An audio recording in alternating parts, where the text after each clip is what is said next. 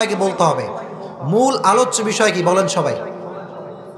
মাশাআল্লাহ। হতাশ হওয়া, অনেকে কথা বলেন না, আমি বলি এই সূরার মূল আলোচ্য বিষয় কি? ওদিকে কথা কয় না কেন? জোরে কোন, এটার আলোচ্য বিষয় কি? এখনো সবাই বলেন না, জোরে কোন, এটার আলোচ্য বিষয় কি? মাশাআল্লাহ, সবার থেকে আমি শুনবো, পারা যাবে ইনশাআল্লাহ? আচ্ছা, প্রত্যেকটা সূরার একটা ব্যাকগ্রাউন্ড আছে, শানে নুজুল আছে না নাই? এই সূরার একটা ব্যাকগ্রাউন্ড আছে, মানে শানে নুজুল, দ্যাট মিন্স কেন নাজিল হয়েছে, কোন কারণ নাজিল হয়েছে জানা দরকার আছে না নাই? এই সূরার শানে নুজুল হচ্ছে বিশ্বনবীর কাছে হঠাৎ করে ওহী আসা বন্ধ হয়ে গেল। ওহী মানে কথাটা কার? জোরে কোন, কথা কার? আল্লাহ বললেন ওয়ামা ইয়ানতিকু আনিল হাওয়া, আমার নবী যা বলে, আমার হাবিব যা বলে, এটা আমার হাবিব বলে না, এটা বলা একজন, তিনি কে? এটা আল্লাহর হাবিব বলেন না। ওয়ামা ইয়ানতিকু আনিল হাওয়া, আল্লাহর হাবিবের প্রত্যেকটা মুখের কথা একজনের, তিনি কে? ইন হুয়া ইল্লা ওয়াহয়ু ইউহা, আল্লাহর হাবিবের জবান থেকে বের হয় সেই কথা, যে কথা বলেছে একজন, তিনি কে? আল্লাহর হাবিব বানিয়ে কিছু বলতেন না, বলতেন নাকি? আল্লাহর হাবিব মন গড়া কোনো কথা বলতেন? আল্লাহর হাবিব মনে করেন এরকম কি বলতেন যে সামনে নির্বাচন আসছে, আমাকে ভোট দেন, রাস্তাঘাট বাড়ি গাড়ি ট্যাপ মসজিদ সব করে দিব, ভোট শেষ চেয়ারম্যান সাহেবের কোনো খবরই নাই? আছে না নাই? এখানে না, যে কোনো জায়গায় হতে পারে, any kind of place can be, এটা আমি স্পেসিফিক করছি না। আমার আল্লাহর হাবিব যিনি ছিলেন, তিনি কখনো এক কথা থেকে দুই কথা করতেন নাকি?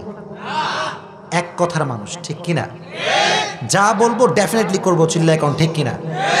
जो मैं बोलूंगा वो मैं डेफिनेटली करूंगा, ঠিক কিনা? যেটা বলবো করব, ঠিক কিনা? আল্লাহর হাবিব এক কথার মানুষ ছিলেন। আর আমি যে সূরাটি কথা বলছি, সূরাটার যে নাম সেটা হচ্ছে মাক্কি সূরা। কি সূরা? অনেকে চুপচাপ বলেন কি সূরা? বিশ্বনবীর জীবনীতে পর্ব হচ্ছে দুইটা। কয়টা পর্ব? এক নাম্বার পর্বের নাম হচ্ছে মাক্কি পর্ব, দুই নাম্বার পর্বের নাম কি? মাশাআল্লাহ, বাহ, তোমরা তো ভালো জানো দেখছি, লিল্লাহি তাকবীর, লিল্লাহি তাকবীর। আমার নবীর জীবনের দুইটা পর্ব, একটা হচ্ছে মাক্কি পর্ব, একটা মাদানী পর্ব। মাক্কি জীবনের বৈশিষ্ট্য হচ্ছে বিশ্বনবী কালেমার দাওয়াত দিয়েছেন, রিসালাতের দাওয়াত দিয়েছেন, তাওহীদের কথা বলেছেন, কিন্তু নরম নরম কথা বলেছেন। কি কথা? কেন জানেন? ক্ষমতা যখন বেশি, কথার পাওয়ার তত বেশি, ঠিক কিনা?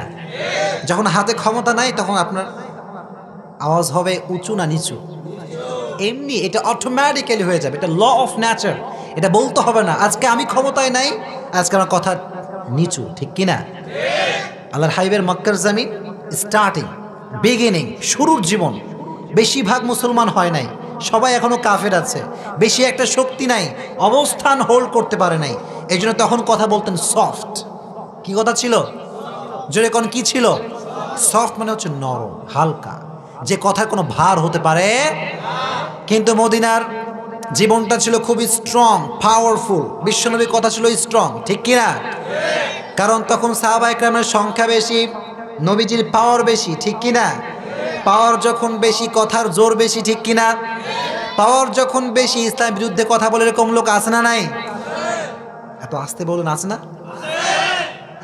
ক্ষমতা, ক্ষমতার জায়গায় ইসলাম, ইসলামের জায়গায়, চিল্লা এখন ঠিক কিনা? ইসলামের সঙ্গে ক্ষমতার কোনো সামঞ্জস্যতা নাই। ইসলাম, ইসলামে গতিতে চলবে, আপনার ক্ষমতা আপনার ক্ষমতার জায়গায়, ঠিক কিনা?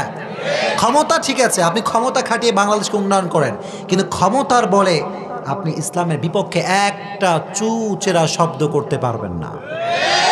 স্পষ্ট কথা, এটা আমার না, জনগণের কথা, মন্ত্রীর কথা। 90% মুসলমান সেটা ইসলামের বিরুদ্ধে কেউ কথা বলতে পারবে? আল্লাহ আমাদের বোঝার তৌফিক দান করুক, না আমিন। তাহলে এই সূরার শান নজুলটা হচ্ছে যে বিশ্বনবীর কাছে ওহী আসতো।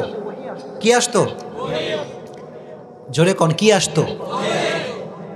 লং টাইম আসছে একাধারে, হঠাৎ করে ওহী আসা বন্ধ হয়ে গেছে, হঠাৎ করেই বন্ধ। আমার নবী হতাশ, আহা, আল্লাহ কি নারাজ হয়ে গেল নাকি? ওহী আসে না কেন? কয়েক মাস, রেওয়ায়তে বিভিন্ন রেওয়ায়ত আসছে, কয়েক মাস ওহী বন্ধ। কাফেররা বলতে শুরু করলো, মুহাম্মদ তোমার রব তোমারে ভুলে গেছে। নাউজুবিল্লাহ পড়া। তোমার রব তোমারে ভুলে গেছে। আমার নবী হতাশের মধ্যে ভুগলেন একটু যে আমার রব কি আসলে নারাজ কিনা, আমি কোনো ভুল করলাম কিনা, আল্লাহর হাবিব নারাজ হয়ে গেলেন। আল্লাহর হাবিবের ভিতরে একটা টেনশন কাজ করলো, হতাশা কাজ করলো। আল্লাহর হাবিব বললেন, আমার আল্লাহ কেন নারাজ হলো, আমার কি কোনো দোষ হয়েছে নাকি? কাফেররা বলতে করলো, মুহাম্মদ তোমার রব তোমারে ভুলে গেছে, আল্লাহ তোমারে ভালোবাসে না। নাউজুবিল্লাহ পড়েন। কিন্তু আল্লাহর হাবিব বিশ্বাস করেছেন একজনকে, চিল্লায় এখন তিনি কে? আল্লাহ আয়াত নাযিল করলেন, ওয়াদ-দুহা ওয়াল-লাইলি ইযা সাজা। ও নবী, আলোর শপথ, কিরণের শপথ, সূর্যের শপথ, আবার রাতের শপথ, রাতটা যখন হয় নিঝুম আর নিস্তব্ধ। এখানে আল্লাহ আলোর শপথ করলেন আর রাতের শপথ করলেন। দিন এবং রাত, বলেন দিন এবং, জোরে কোন দিন এবং। তাফসীরটা ভালো করে বোঝেন। এখানে আসছেন কিছু শোনার জন্য, মানার জন্য, ঠিক কিনা? মনোযোগ না থাকলে আপনি তাফসীর কিছুই বুঝবেন না, চিল্লায় কোন ঠিক কিনা? আল্লাহ দিন দ্বারা ওহির আগমন বোঝালেন। কিসের আগমন বোঝালেন? আর রাত দ্বারা আল্লাহর ওহিকে না আসা বোঝালেন। ওহির উপস্থিতি আর অনুপস্থিতি। দিন দ্বারা ওহির আসা বোঝালেন, আর রাত দ্বারা ওহি না আসা বোঝালেন, ঠিক কিনা? এখন কথা হচ্ছে কি, আমাকে বলেন সবাই যারা আছেন ময়মনসিংহের মানুষ, এই যে এখন যে সময়টা আমরা পার করছি, দেখি দিন না রাত? মাগরিবের আগে কি ছিল? দিন ছিল। এর কারণটা হচ্ছে ওয়াজআলনাল লাইলা লিবাসা ওয়াজআলনান নাহারা মাআশা। পৃথিবীর একটা ল অফ ন্যাচার আছে, দিন শেষে রাত না আসলে আমাদের ভালো লাগবে না, ঠিক কিনা? দিনটা হচ্ছে কাজের জন্য, for our work, for our duty, for our job. আমরা যেই যেই কাজ করি আমরা দিনে করি, ঠিক কিনা? আর রাতটা আল্লাহ তাআলা বানিয়েছেন আরামের জন্য। কিসের জন্য? আরাম, শান্তির জন্য, ঘুমের জন্য।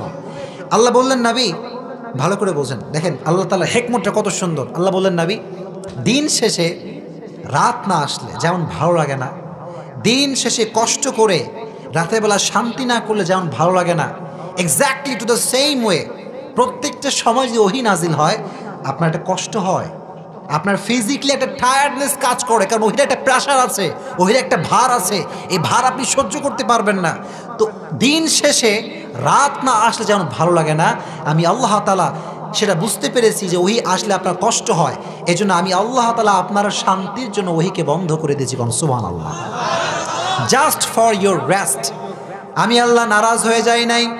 নবী হে, ওহির একটা ভার আছে, একটা প্রেশার আছে, আমি আল্লাহ তাআলা ওহিকে বন্ধ করেছি। এর কারণটা হচ্ছে আমি আল্লাহ আপনার শান্তি চাই, অশান্তি চাই না। কোন সুবহানাল্লাহ। আমি আল্লাহ আপনাকে ভুলে যাই নাই। মা ওয়াদ্দাআকা রাব্বুকা ওয়া মা ক্বালা। আল্লাহ বললেন, নবী আপনার আল্লাহ আপনাকে ভুলে যায় না, আপনাকে স্মরণ রাখবে সবসময় একজন, তিনি কে? আপনার দুঃখের সাথী একজন, তিনি কে? যখন পৃথিবীতে আমার সঙ্গে কেউ নাই, আমার পৃথিবীতে আমার আব্বা নাই, আমার পৃথিবীতে আমার বাবা নাই, আমার মা কেউ নাই, বন্ধু বান্ধব কেউ নাই, তখন আমি ভাববো যে আমার লাইফে কেউ নাই, আছে একজন, তিনি কে? অলওয়েজ আমাদের সঙ্গে একটা বিশ্বাসের আস্থার প্রতীক একজন, তিনি কে? আমরা always we are putting our trust on your Lord. আমরা আমাদের বিশ্বাসকে স্থাপন করছি একজনের উপর, তিনি কে? আল্লাহ বললেন, নবী হতাশ হওয়ার কোনো কারণ নাই, আপনার রব আপনাকে ভুলতে পারে। তার মানে কাফেরদের গালি কাফেরদের মুখের উপরে চিল্লায়, কোন ঠিক কিনা? কাফেররা যারা আমাদের নবীকে নিয়ে কথা বলো, যারা আমাদের নবীর বিরুদ্ধে কথা বলো, তাদের গালি তাদের মুখের উপরে চিল্লায়, কোন ঠিক কিনা? নবীর বিরুদ্ধে কোনো কথা আমরা সহ্য করতে পারি? আমার নবীর মতো দ্বিতীয় কোনো ব্যক্তি এত সুন্দর অসাধারণ ব্যক্তিত্ব পৃথিবীতে কি হতে পারে? আচ্ছা আমাকে বলেন, আমার নবী তিনি কি সাধারণ নাকি অসাধারণ? জোরে কোন, সাধারণ নাকি অসাধারণ? সেই নবীর উম্মত হতে পারে আমরা খুশি না বেজার? জোরে কোন, খুশি না বেজার? আমার নবী ছিলেন অসাধারণ। He was amazing, excellent, fabulous, supercalifragilisticexpialidocious. আমার নবীর মতো এত সুন্দর অসাধারণ ব্যক্তিত্ব পৃথিবীতে দ্বিতীয় কেউ হতে পারে? As a father, as a teacher, as a lawyer, as a commander, as a messenger, as a reformer of the society, Muhammad is the superman of the world. Come subhanallah. বাবা হিসেবে, নেতা হিসেবে, সমাজ সংস্কারক হিসেবে মুহাম্মদ সাল্লাল্লাহু আলাইহি ওয়াসাল্লামের সঙ্গে পৃথিবীর কোনো ব্যক্তির কোনো তুলনা হতে পারে? Whether is the fitness, whether is the appearance, whether is the skin color, whether is the status of the society, he is out of any kind of comparison. কোনো দিক থেকেই, চাই সেটা চেহারার দিক থেকে হোক, চাই সেটা বডি ফিটনেসের দিক থেকে হোক, চাই সেটা কণ্ঠের সৌন্দর্যের দিক থেকে হোক, কোনোভাবেই বিশ্বনবীর সাথে কোনো ব্যক্তির কোনো প্রকার কোনো তুলনা হতে পারে? Beyondless, boundless, bottomless. বিশ্বনবীর লাইফটা এটা হচ্ছে তলাবিহীন সাগরের মতো, যার শুরু আছে শেষ হতে পারে। এজন্য আল্লাহ বললেন, কুল্লাউ কানাল বাহর মিদাদাল লিকালিমাতি রাব্বি লানাফিদাল বাহর ক্বাবলা আন তানফাদা কালিমাতু রাব্বি ওয়ালাউ জিনা বিমিথলিহি মাদাদা। আচ্ছা আমাকে বলেন, নবীকে নিয়ে যদি আমরা লিখতে শুরু করি, এটা কখনো শেষ করা যাবে? জয়কর মুসলমান করা যাবে না। তাহলে এই সূরার শানে নুজুল হচ্ছে এই যে আল্লাহর হাবিবকে আল্লাহ তাআলা আশ্বস্ত করেছেন, ঠিক